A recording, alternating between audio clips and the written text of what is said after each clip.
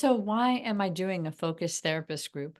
I wanted to just answer that question because for me, it's a huge opportunity that I actually did when I was starting to train myself. And that was to really get in the midst of other therapists and start working on my own personal persona as a therapist, as well as how was I going to manage my own private life while being a therapist. Maybe I wasn't going to have all the answers myself. Maybe I was going to struggle with some of the things that my clients are struggling with, anxiety, depression, separation, new relationship, raising kids. Like maybe all of that was going to happen to me.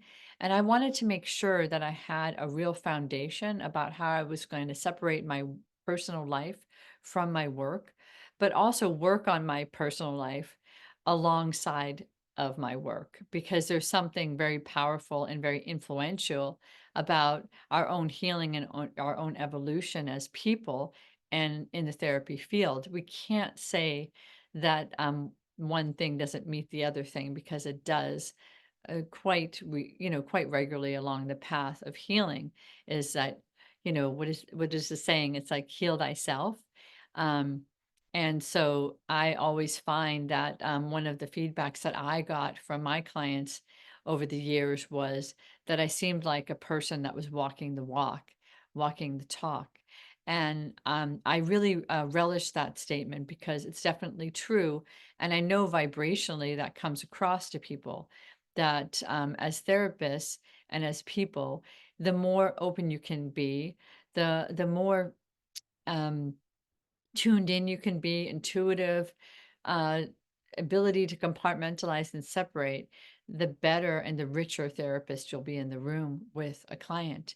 And we all know that room can be anything. I know when I was an intern, it was a closet, and now that I'm a fully licensed and seasoned therapist, it's a virtual room on Zoom. So wherever it is, I can hold that space and learn how to hold that space.